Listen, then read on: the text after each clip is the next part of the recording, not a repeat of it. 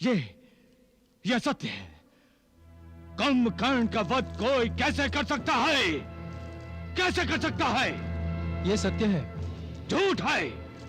तुम तो चल बोलो कि तुम जो बोल रहे हो वह सत्य है। मुझे तुम्हारी बात पर विश्वास नहीं हो रहा। यह सत्य है।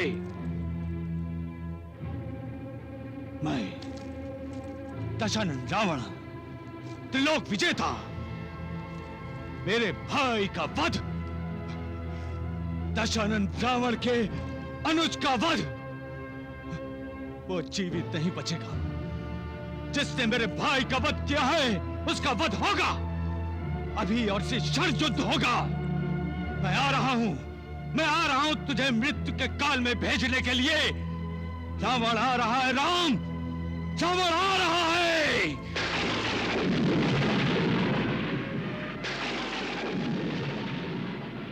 अचानक ये बिजली कैसे कड़की?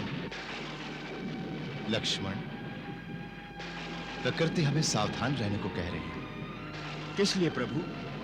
क्या रावण अपने भाई कुंभकर्ण की मृत्यु का प्रतिशोध नहीं लेगा?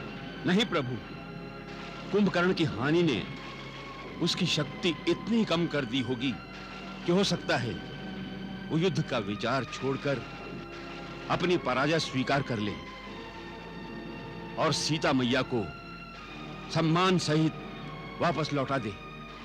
महाराज सुग्रीव, अहंकार पर वज्र भी चले तो वो टुकड़े टुकड़े अवश्य हो जाएगा, किंतु झुकेगा नहीं। आज रावण अहंकार के उस उच्चतम आसन पर विराजमान है जहां विवेक रूपी वायु है ही नहीं। अहम ही प्राण होता है और अहम ही पेय और खाद्य पदार्थ।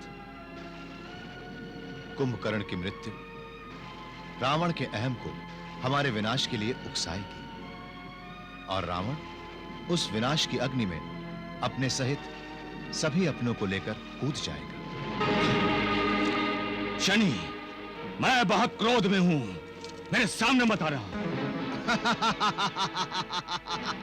लो, मैं तो आ चुका हूं दशानन।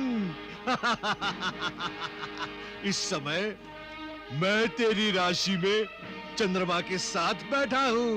तुम्हें जहां बैठना है बैठो, परंतु मेरे मार्ग में आने का प्रयत्न मत करना, नहीं तो आज फिर से बंदी बना दूंगा तुम्हें। जाओ जाओ, शीघ्र जाओ, अपनी मृत्यु की ओर शीघ्र जाओ। रावण, वो तो तुम्हें कब से बुला रही है। जाओ।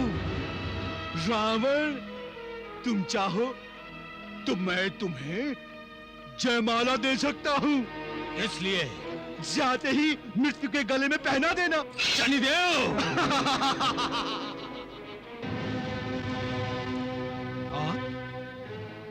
इस समय युद्ध के वेश में पुत्र इंद्रजीत, कुंभकर्ण की मृत्यु का प्रतिशोध लिए बिना मुझसे सांस नहीं लिया जा रहा है। अभी और इसी समय हमें आक्रमण करना है। परंतु चलो और इसी समय सेना को प्रस्थान करने की आज्ञा दो। परंतु पिताश्री, कोई भी परंतु युद्ध को नहीं रोक सकता पुत्र इंद्रजीत।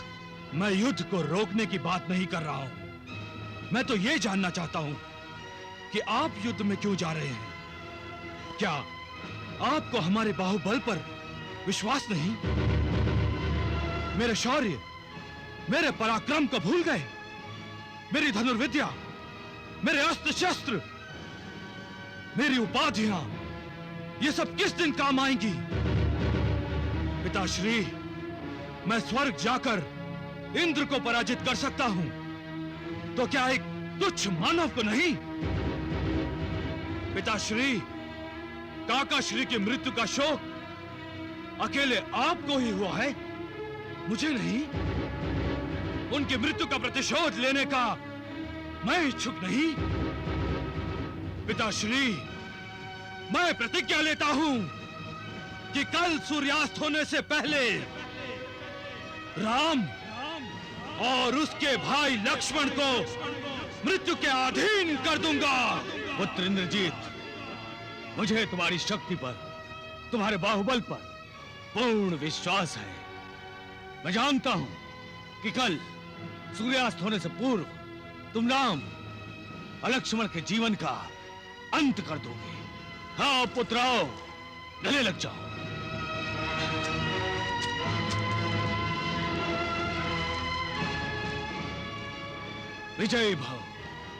विजय भाव पुत्र।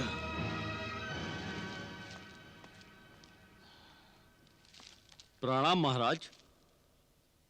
क्या समाचार लाए हो गुप्तचर? रावण पुत्र इंद्रजीत ने कल सूर्यास्त से पूर्व श्री राम और श्री लक्ष्मण का वध करने की प्रतिज्ञा की है।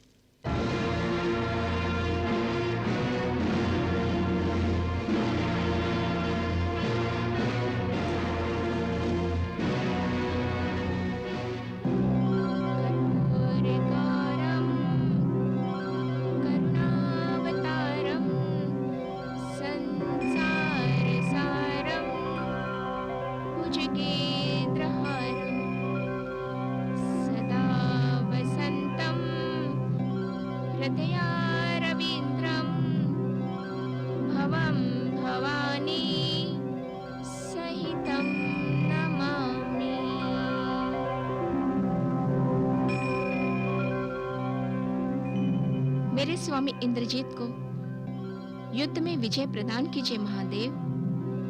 मेरे प्राणनाथ की प्रतिज्ञा पूर्ण कीजिए प्रभु। ओम नमः शिवाय, ओम नमः शिवाय, ओम नमः शिवाय।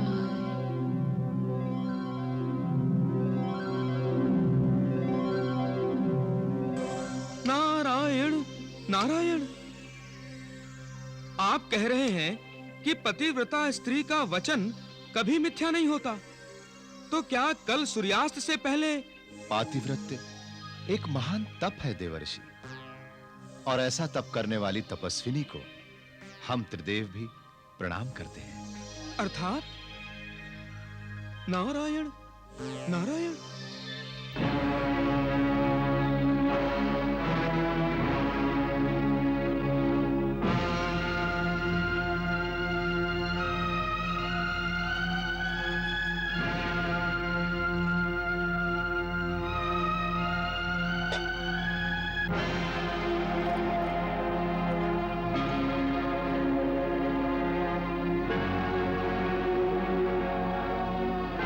प्रतिज्ञा पूरी करके लौटिए स्वामी। मैं आपकी प्रतीक्षा कर रही हूँ।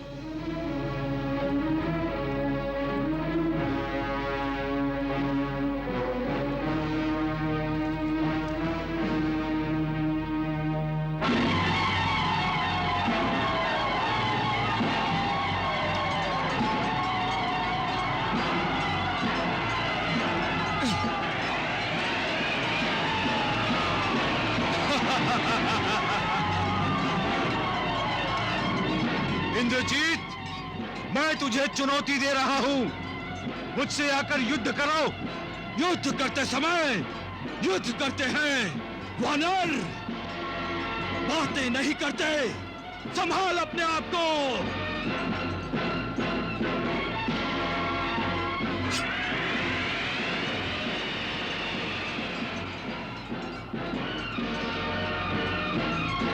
इंद्रजीत, सावधान इंद्रजीत।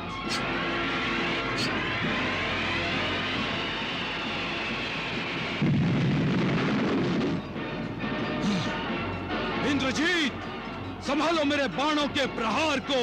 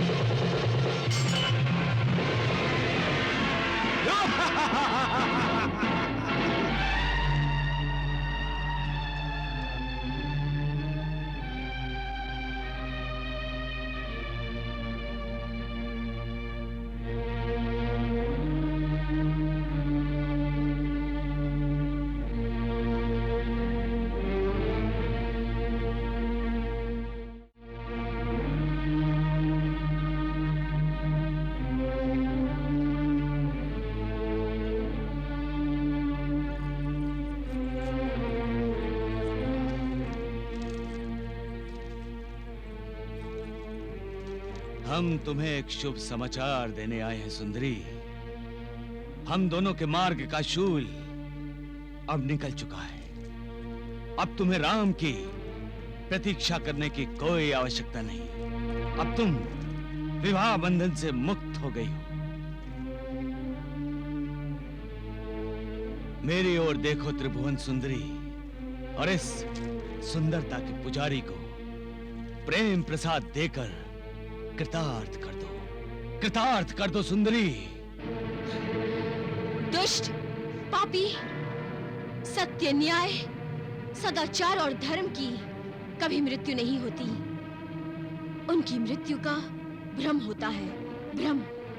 मैं जानता था कि तुम नहीं मानोगी, इसीलिए मैं अपने साथ विमान लाया हूं। तुम मेरे साथ इसी क्षण रणभूमि में चलो और अपनी आंखों से राम का मृत शरीर देखो। कोई आवश्यकता नहीं है। मुझे ज्ञात है, कभी अधर्म और असत्य प्रबल हो जाते हैं और कभी धर्म और सत्य मृत समान हो जाते हैं, परंतु मृत कभी नहीं होते, कभी नहीं। जिस दिन सत्य की मृत्यु हो जाएगी, उस दिन संसार का विनाश हो जाएगा, विनाश। और तुम सुन लो, जिस दिन धर्म और सत्य मृत्यु समान हो जाते हैं, तब भगवान स्वयं प्रकट होकर उन्हें संजीवनी प्रदान करते हैं और उनका रूप पहले से अधिक बलशाली होकर तुम जैसे अधर्मियों का विनाश करता है, विनाश। अच्छा, ओहो, तो तुम ये समझ रही हो कि तुम्हारे राम को जीवित करने के लिए कोई भगवान आएगा? हाँ, वो आएंगे। अच्छा, तो सुंदरी वो किस रूप में आएगा?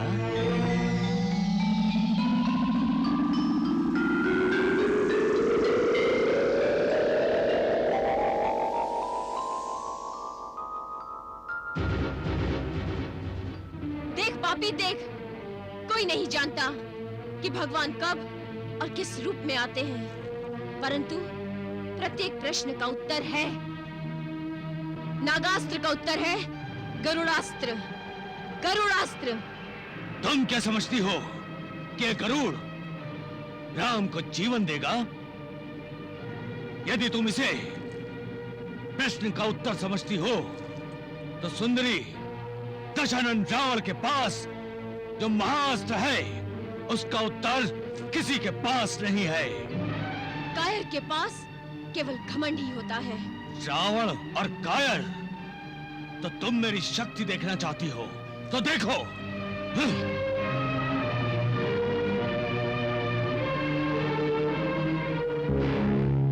नारायण नारायण। हे त्रिदेवो, ये शक्ति तो साक्षात शिव शंकर ने रावण को प्रदान की है। यदि इस शक्ति का प्रयोग हुआ भगवान, तो गरुड़ तो गए सीधे यमलोक।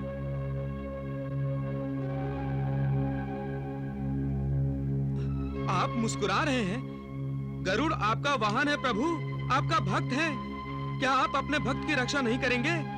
देवर्षि, पशुपतिनाथ शिव शंकर की शक्ति का विनाश स्वयं महादेव ही कर सकते हैं। अन्य किसी में सामर्थ्य का? नारायण नारायण। भोलेनाथ, प्रतीक्षा।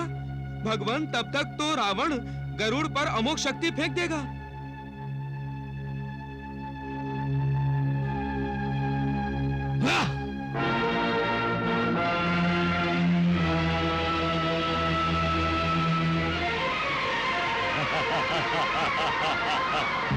नारायण नारायण। हे त्रिदेवो, क्या प्रभु का श्री राम अवतार व्यर्थ ही जाएगा? क्यों घबरा रहे हैं देवर्षि? शक्ति का उत्तर स्वयं शक्ति ही देंगी। कौन? किस शक्ति की बात कर रहे हैं प्रभु? पुत्र हनुमान, पुत्र हनुमान।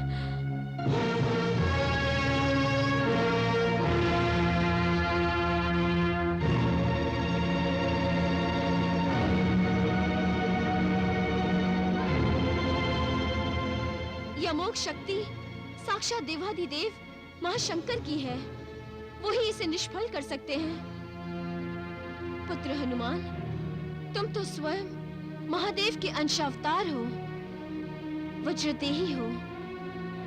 इस शक्ति पर प्रतिबंध लगाकर गरुड़ की रक्षा करो पुत्र हनुमान, गरुड़ की रक्षा करो। गरुड़ की रक्षा सौमित्र, लक्ष्मण और प्रभु श्री राम की रक्षा है। जो आज्ञा।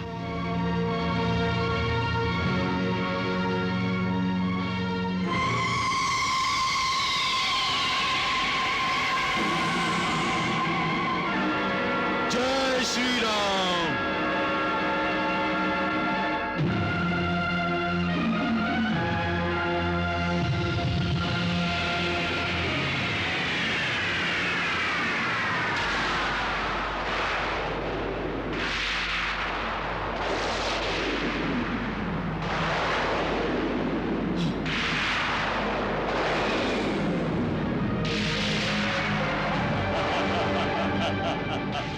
ये हुई न बात। गरुड़ नहीं मरा तो क्या हुआ, हनुमान तो मरा। तेरी आंखों का प्रकाश बुझ गया है दुष्ट। देख, ध्यान से देख।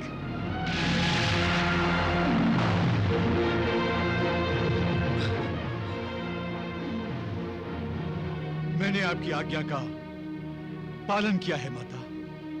तुम धन्य हो पुत्र, तुम धन्य हो। सब आपकी कृपा है मातेश्वरी।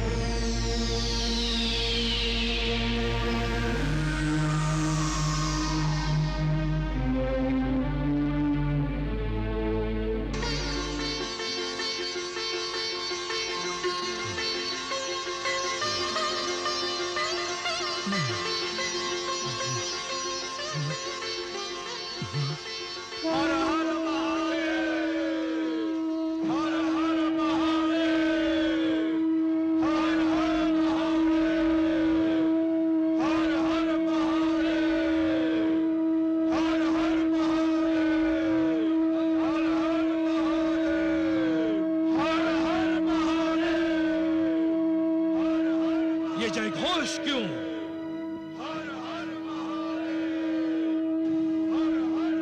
इस शंख ध्वनि का तात्पर्य क्या है? राम और लक्ष्मण की मृत्यु के पश्चात ये वानर सेना में जय जयकार क्यों? कुछ विचित्र हुआ है स्वामी। विचित्र तो यही हुआ है कि वानर सेना जिसे अपना भगवान समझती है, वो अपने भाई सहित मेरे हाथों मारा गया। हाँ, हाँ, कदाचित ये जय जयकार उन दोनों भाइयों को अंतिम विदाई देने के लिए उनके अंतिम संस्कार पर की जा रही है।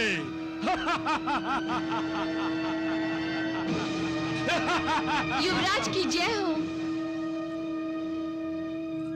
प्रणाम युवराज, प्रणाम युवरागी। गुप्तचर आपसे मिलने की आज्ञा चाहता है। उसे हमारे कक्ष में भेज दो। जो आज्ञा।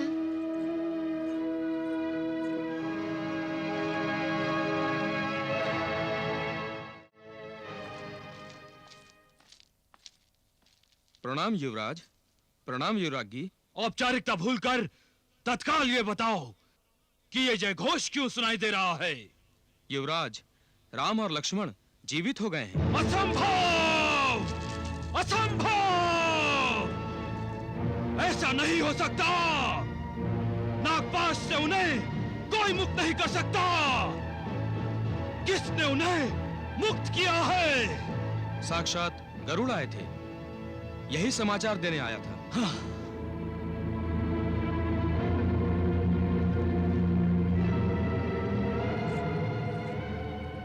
स्वामी, आज मैंने जीवित रहने का अधिकार खो दिया है सुलोचना। ये आप क्या कह रहे हैं स्वामी? आज मेरे शौर्य का, मेरे पराक्रम का, मेरे अस्त्र शस्त्रों का अपमान हुआ है। मैं अपनी प्रतिज्ञा पूरी नहीं कर सका। राम और लक्ष्मण के जीवित होने का अर्थ है मेरी प्रतिज्ञा का भंग होना। आज मैं पिताश्री को मुंह नहीं दिखा सकता। मैं जीवित नहीं रहूंगा। मैं जीवित नहीं रहूंगा। प्राणनाथ, ये आप क्या करने जा रहे हैं?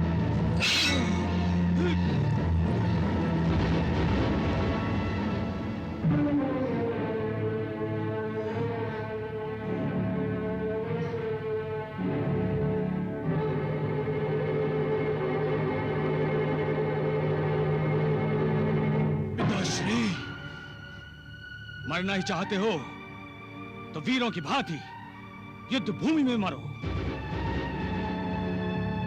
यदि तुम मरना ही चाहते हो तो अपने शत्रुओं का वध करके मरो। यह भी कोई बात हुई कि एक प्रतिज्ञा पूर्ण नहीं हुई तो कायरों की भांति आत्मघात करना चाहते हो? मेरी सेना का सेनापति अपने कक्ष में मरेगा? नहीं!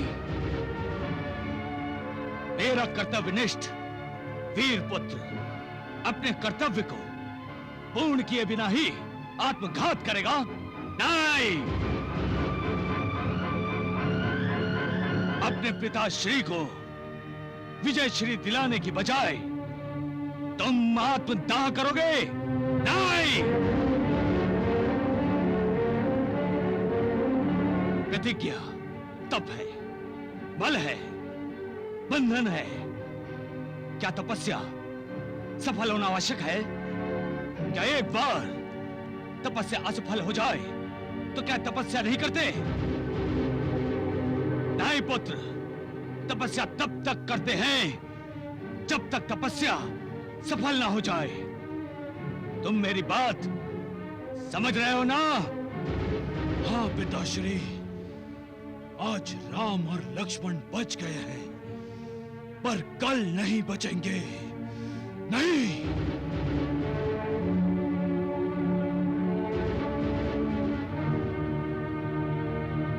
वो जानते हो क्यों बच गए? वो सभी देवताओं का षड्यंत्र था। वो सभी तुम्हें उत्साहहीन करना चाहते थे, तुम्हारे मनोबल को तोड़ना चाहते थे, तुम्हें युद्ध से विमुख करना चाहते थे, विमुख, ताकि उनका षड्यंत्र सफल हो। नहीं पिताश्री, देवताओं का षड्यंत्र सफल नहीं होगा। मैं उसे सफल नहीं होने दूंगा। नहीं!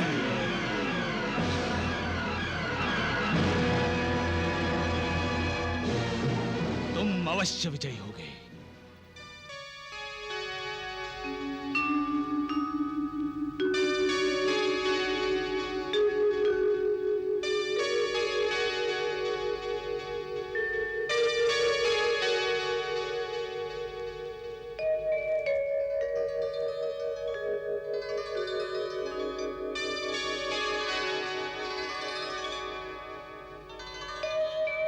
हनुमान, प्रणाम प्रभु।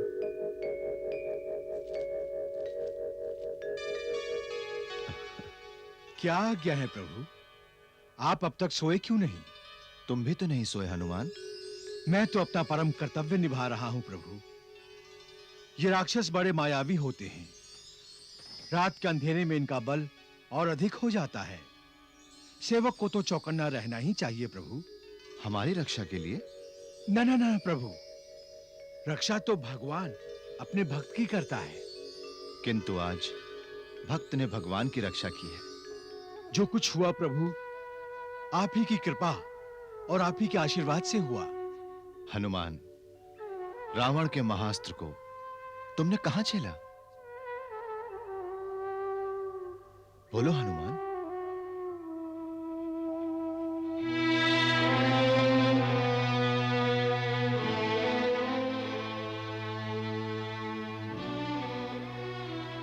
हनुमान, तुम्हें पीड़ा नहीं हो रही? रावण का महास्त्र अभी तुम्हारी छाती में जल रहा है। आपका नाम सारी पीड़ा हर लेता है प्रभु।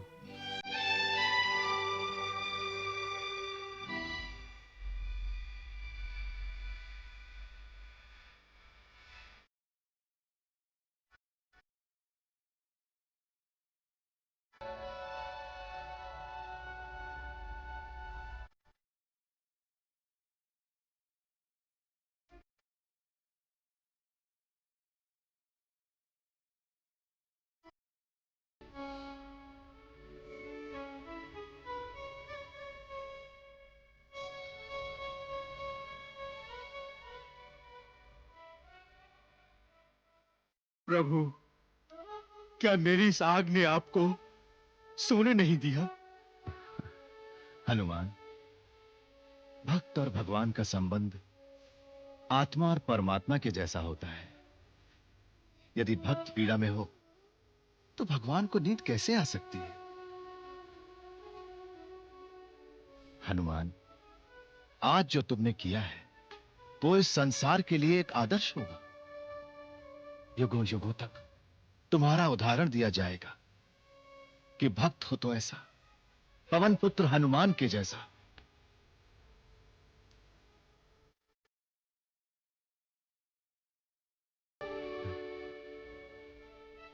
हनुमान, तुम्हारा स्थान मेरे हृदय में है।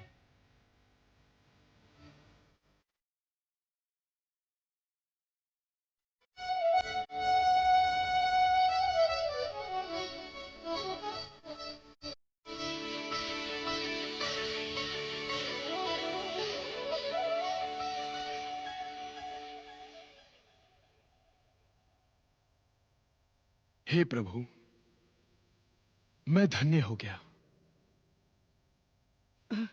नारायण नारायण, कुछ समझ नहीं आ रहा, कुछ सुझाई नहीं दे रहा, किसी भी निर्णय पर पहुंच नहीं पा रहा हूं त्रिदेवों। इस पहेली को सुलझाने में अपने इस भक्त की सहायता कीजिए। मैं पहले से ही आपका आभार प्रकट करता हूं। देवर्षि, आपको कष्ट क्या है? कष्ट? प्रभु, युद्ध में दोनों ओर एक ही राजा की सेना लड़ते देख ये समझ पड़ता है कि सेना में विद्रोह हो गया, किंतु दोनों ओर एक ही राजा लड़ रहा हो तो? यह कैसे संभव है देवर्षि? संभव है प्रभु, संभव है। यही तो राम रावण युद्ध में हो रहा है। रूप बदले हुए हैं, आत्मा एक ही है। एक ओर महादेव शिवशंकर स्वयं रावण की रक्षा कर रहे हैं और दूसरी ओर उन्हीं का रूप पवन पुत्र हनुमान श्री राम की सहायता कर रहे हैं। वो देखिए प्रभु, देखिए त्रिदेवों, देखिए। क्षमा प्रार्थी हूँ भोलेनाथ, आपसे ऐसे पक्षपात की आशा नहीं थी मुझे। कैसा पक्षपात? ये पक्षपात नहीं तो और क्या है त्रिशूलधारी। वहां तो श्री राम निश्चिंत होकर सो रहे हैं और लंका में अपने कक्ष में रावण को देखिए, देखिए, देखिए कैसे करवटें ले रहा है ना? दोनों की रक्षा का उत्तरदायित्व आपने अपने ऊपर लिया है, फिर भी एक सो रहा है और दूसरे को नींद नहीं आ रही है। अब ये ऐसा क्यों हो रहा है प्रभु, क्यों? देवर्षि, निद्रा देवी को प्रसन्न करने के लिए भी तो आराधना करनी पड़ती है। सत्कर्म करने वालों पर निद्रा देवी सदा प्रसन्न रहती हैं, और जो रावण की भांति कुकर्म करते हैं उन पर निद्रा रूठी रहती है। वो तो है।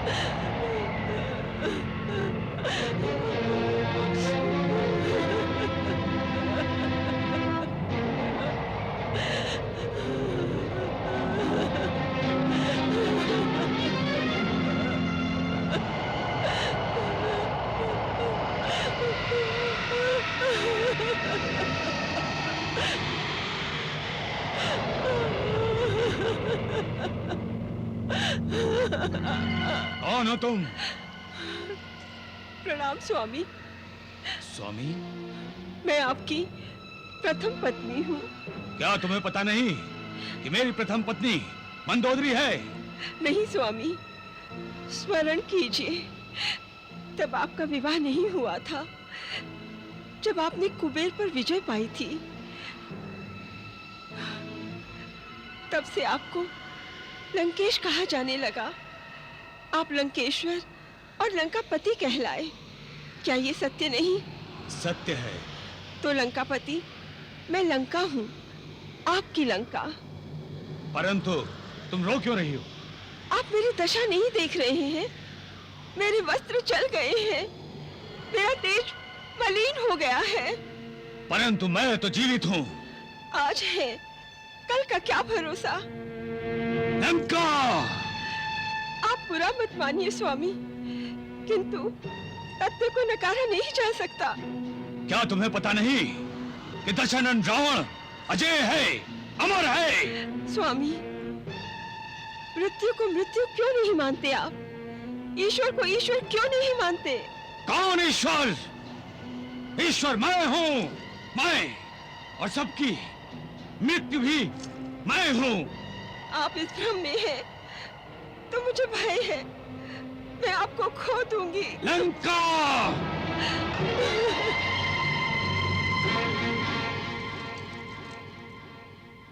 लंका! लंका! लंका! लंका! लंका! लंका! स्वामी, स्वामी क्या हुआ? किससे बातें कर रहे हैं आप स्वामी? लंका से। लंका से? कौन लंका? कहाँ है लंका?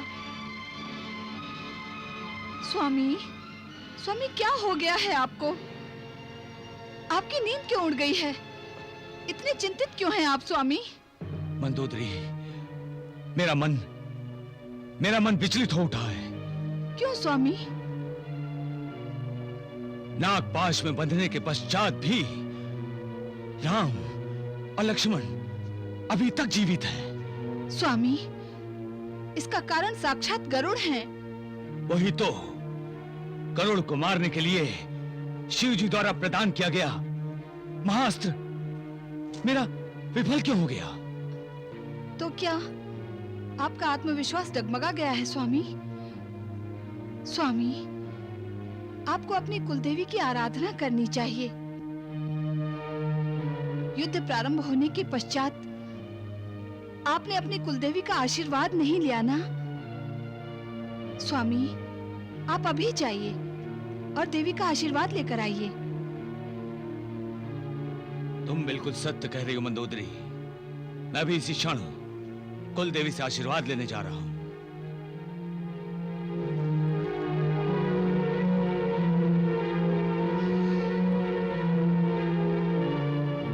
हे भोलेनाथ, मुझे क्षमा कर दीजिए। आपके मना करने के उपरांत भी मैं अपने पति की रक्षा करने के प्रत्येक उपाय करना चाहती हूँ। मुझे क्षमा कर दीजिए देव, मुझे क्षमा कर दीजिए। प्रभु, मंदोदरी सचमुच एक महान पतिव्रता है। निसंदेह जब जब पतिव्रताओं का नाम लिया जाएगा, साध्वी मंदोदरी का नाम सबसे ऊपर होगा। हाँ प्रभु।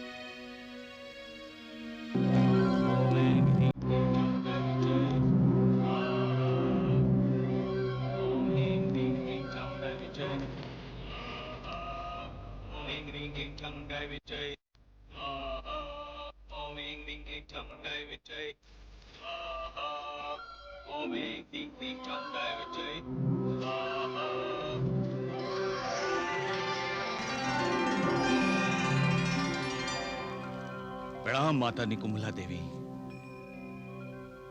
कल्याण मस्तु। कहो दशानन, किस लिए स्मरण किया मुझे? आपका आशीर्वाद प्राप्त करने के लिए माता। मेरा आशीर्वाद? तुम्हें कोई संदेह है क्या कि मेरा आशीर्वाद तुम्हारे साथ नहीं है? आज अचानक मेरे आशीर्वाद की क्या आवश्यकता आन पड़ी तुम्हें? माता, मेरा भविष्य धुंधला धुंधला से दिखाई दे रहा है। मुझे आप भी स्पष्ट दिखाई नहीं दे रही हैं। ये तो तुम्हारे कर्मों का फल है। तुम शिव शक्ति से प्राप्त वरदान का दुरुपयोग कर रहे हो। यही कारण है कि तुम मेरा स्पष्ट दर्शन करने में समर्थ नहीं हो। मैंने कोई दुरुपयोग नहीं किया है माता। ये तुम नहीं, तुम्हारा अहंकार बोल रहा है। अहंकार त्याग दो दशानन, फिर तुम्हें सब स्पष्ट दिखाई देगा। क्यों, मेरी बात अच्छी नहीं लगी? क्या तुम अपनी माता के सामने भी विनम्र नहीं हो सकते दशानन? मैं अनुग्रहित हुआ माता, अब आप मुझे आज्ञा दीजिए। आज्ञा मांगने का ये ढंग मेरे प्रति तुम्हारी अवज्ञा दर्शा रहा है रावण। मेरा दर्शन अमोघ है, व्यर्थ नहीं जाता। बोलो, किस लिए आवाहन किया तुमने?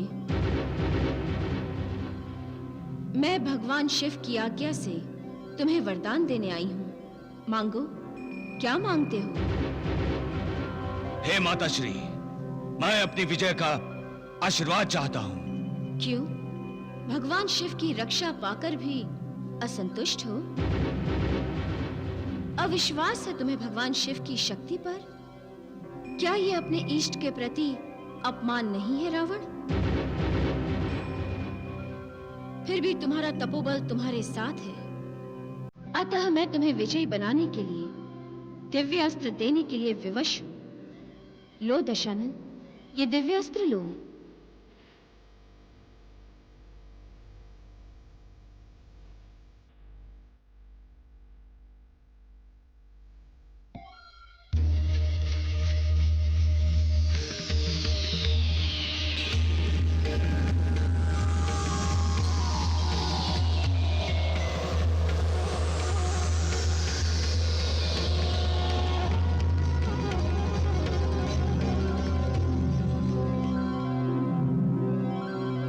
दशानन, ये दिव्यास्त्र अमोघ है।